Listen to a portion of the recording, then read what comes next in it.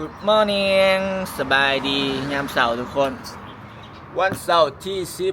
16เนาะกำลังไปแลนด์เกือบไปแลนด์ไปตื่นเสาร์นอนกับบ่ค่อยรับเนาะก็เลยว่า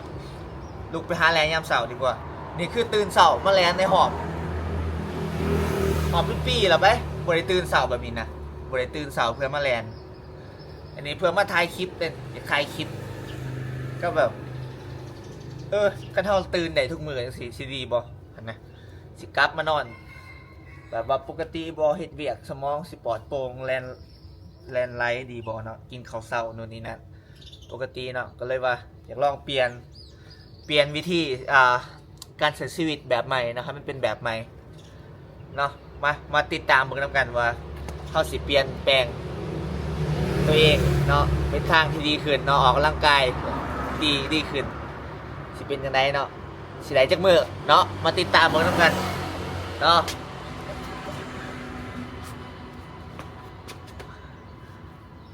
คันแลนประจำเดี๋ยวเกือบกับมาแล้วเดี๋ยวตอนนี้ซื้อเกือบซื้อสุดกีฬาแล้ว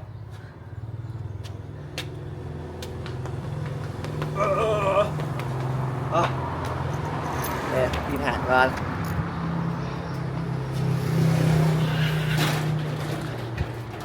คอนเทนต์ก็ได้เนาะขาดก็ได้สำคัญก็ได้ฝึกตัวเองให้ตื่นเช้าความสังเกตตัวเองเนาะว่าเมื่อได้ตื่นสวยปุ๊บแล้วเมื่อได้แบบนอนร้ายนะนอน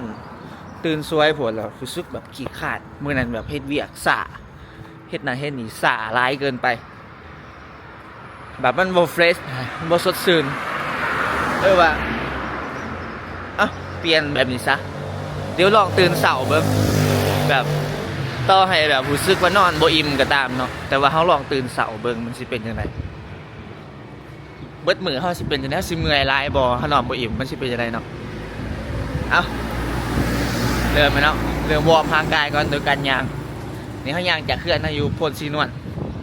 สิไปว่าสิไปอันผ่านฐานหลวงไปเดินฐานหลวงเลยเนาะนี่นครหลวงยามเช้าวันนี้มีหมอกหน่อยนึงเนาะมีหมอกเย็นหน่อยนึง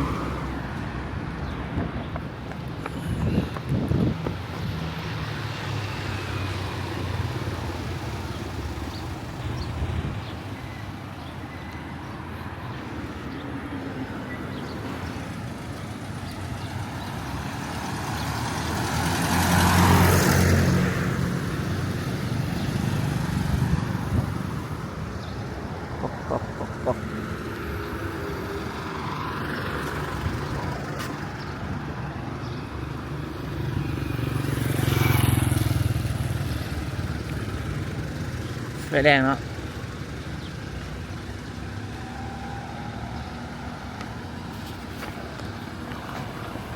ก็มีคนมาแลนเพื่อนเลย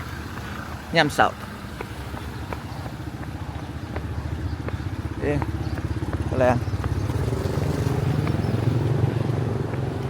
อันนี้เป็นโพนไซเนาะอันนั้นศูนย์ยูนิเทล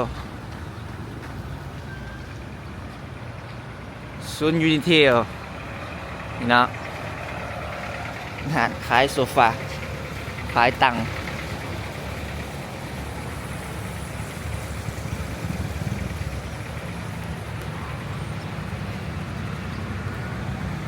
แล้วนี่คนเวียดอาศัยอยู่หลายเนาะแล้วนี่เป็นอาหารคนเวียดอาหารเวียดนามเนี่ยอาหารเฟอองดิ่งเขาเองก็เคยมากินเนาะบางทีกลับมาเขาสิมากินอยู่นี่เฟอองดิ่ง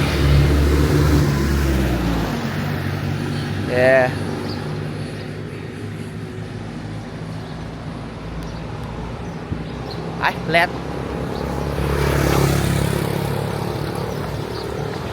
นจัก10 นาทีเนาะเบิ่งว่าสิหอบสำไหน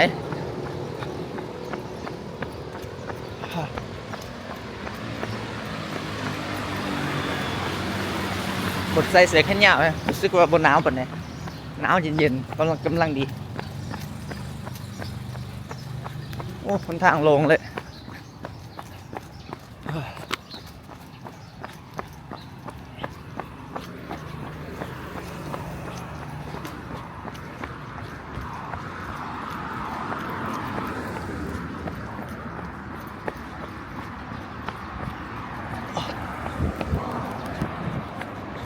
มื้อนี้แล่นไปถาดหลวงเนาะมือหนาเขาสิแล่นไปประตูไซไก่เพื่อนทั้งคือกันกับบกไก่เนาะถาดหลวงกับบกไก่ลาย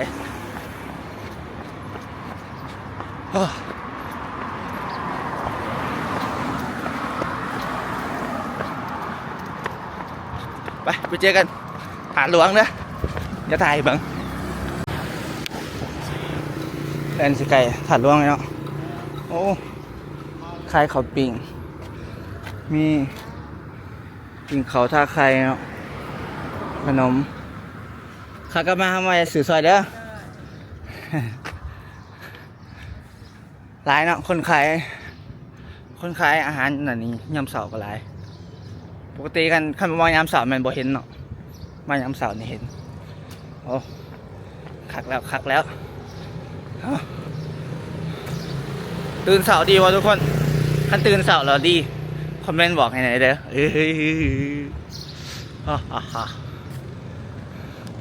ไปหอแล้วเดินถาดหลวง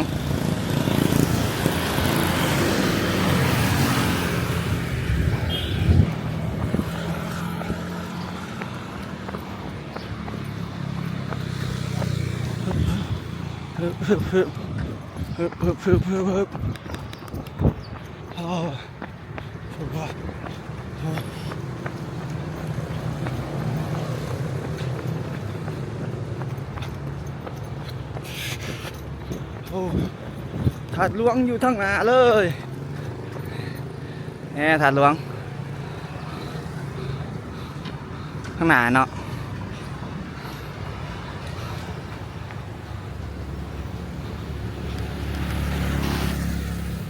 นี่ก็หอดแล้วเดินถาดหลวงไกลๆเนาะแล่นมาประมาณ 6-7 นาทีบอกไกลแป๊บนึง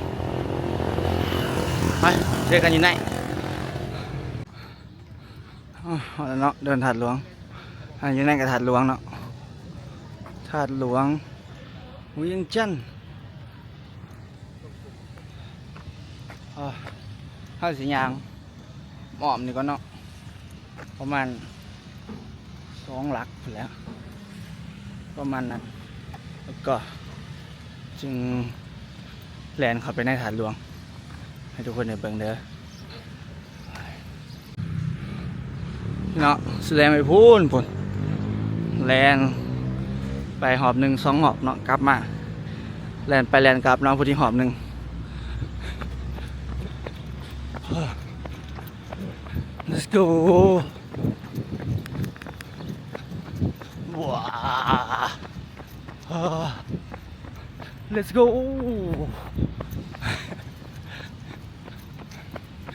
แหลมบ่ได้ครับกันยางเขาเนาะไงครับกันยางซอยยางเขาก็แลนไปแลนเข้ามาไก่สีสุดแล้วเนาะไก่สีสุดแล้วตะเวนพ่วงขึ้นทางหลังเอาตะเวนกำลังสิเขินพอทางหลังโหดกว้างเนาะเดินถาดหลวงว้าไม่แล่ลองกิน M150 เอ้ยประมาณ M100 สปอตเซอร์จะกินสปอตเซอร์ใส่ทดแทนเกลือแห่บวกกับน้ำดื่มหักโคมหลายบ่ได้เนาะเฮากำลังมาแลนหลายมันเดี๋ยวห่างกายเฮาสิน็อกเนาะเมื่อยกับพักเนาะไปเดี๋ยวพาไปเบิ่งในถาดหลวงเด้อเป็นจังได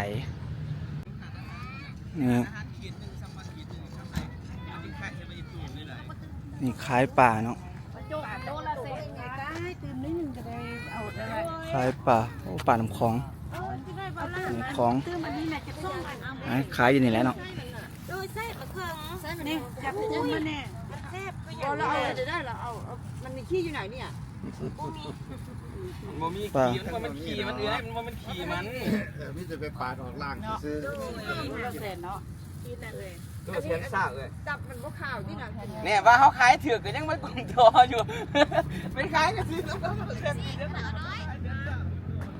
ขายพักขายป่าโอ้มันหนาวจะแตงกินให้มันสื่ออย่าง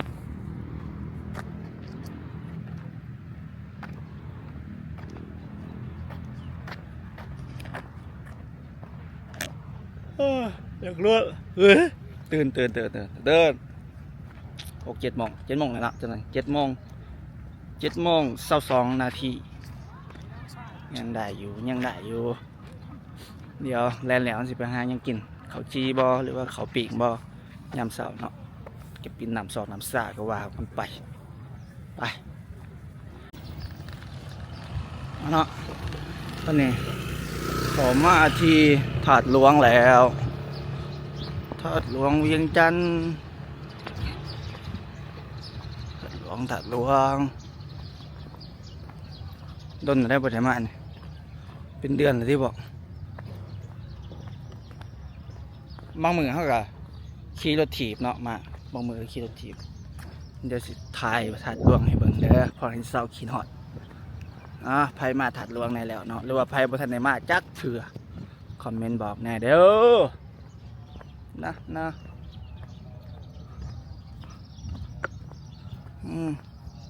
นกนี่คือนกยังวะลืมละนกยังวะ what is bird นกเอียงเฮ้ยลืมซื้อนกนะ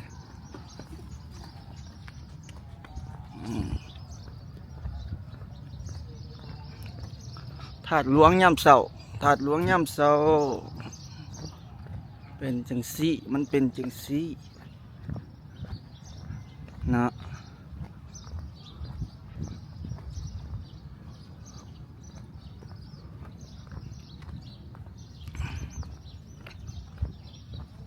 ตอนนั้นผมมาถ่ายโฆษณารถแท็กซี่มาถ่ายอยู่นี่แหละแต่ว่าบ่ทันเห็นก็จะปล่อยโฆษณาคือบ่ทันเห็นปล่อยเนาะตั้งแต่จะขับจนเศร้าครับแล้วจนออกจากขับแท็กซี่เคยขับแท็กซี่นี่เนาะ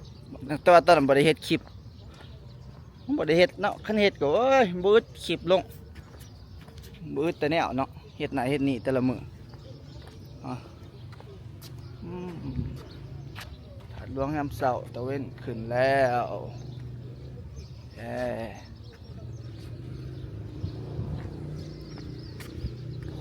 yes sir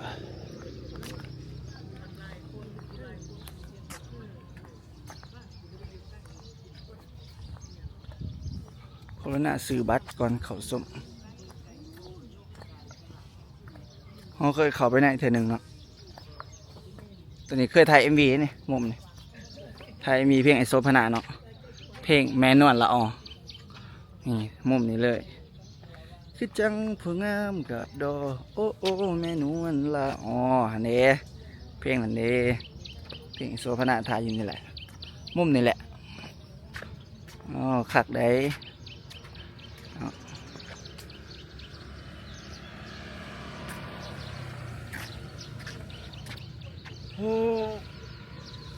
เอ็ดยามบัดพาทุกคนมาเบิ่งถาดหลวงเลยเนาะแล้วก็ย่างกลับ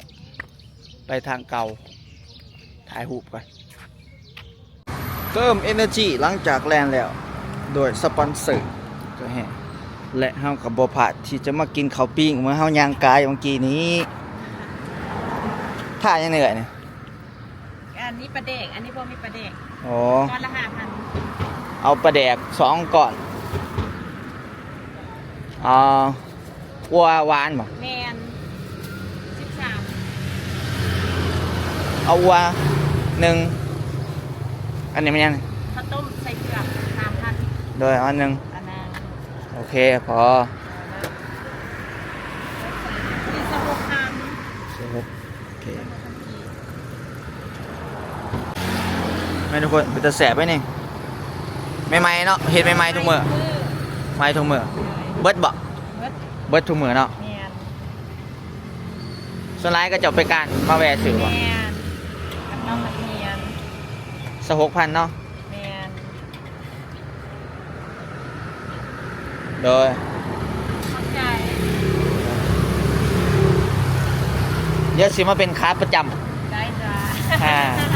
ขายทุกมื้อบ่ โดยกันพักซุก จันทร์ฮอดศุกร์ โดย เช้า ทาง ทาง เนาะ เนาะโดยอย่าลืมโอ้ลืมน้ำไฟหลาย ไฟแล้วก็ลืมตีเนาะ ไฟแล้วก็ลืมนะเดี๋ยวเขากะเมื่อเฮือนเขาแล้วบัดนี้เนาะเอ้าเดี๋ยวจะไปหากินข้าวปิ้งให้เบิ่งว่าแซ่บสำใดข้าวปิ้งใส่วัวงามเสาปิ้ง2 หน่วยขนมมาเริ่มจากซิมข้าวปิ้งก่อนปิ้งท่าปลาแดก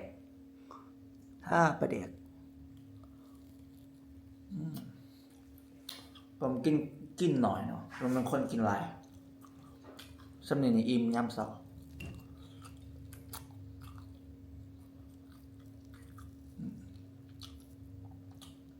ขึ้นเป็นใส่กรอกใส่กรอกเนื้อนี่คักเลย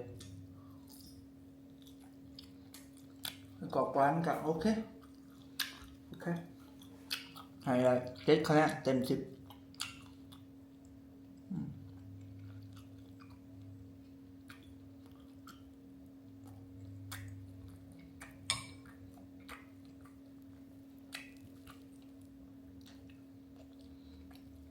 ข้าวเหนียว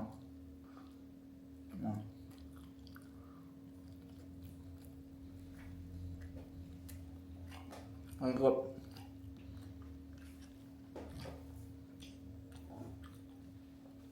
คลิปนี้ก็สิปิดสำเร็จแล้วทุกคนเนาะเดี๋ยวคลิปหน้าเซตยังเลยสิได้เบิ่งอีกคือเก่าเด้อขอบไปทุกคนที่เบิ่งคลิปนี้เด้อฝากกดไลค์กดคอมเมนต์ให้หน่อยเด้อเนาะเพื่อเป็นกำลังใจในคลิปต่อๆไปเด้อขอบใจเด้อบ๊ายบาย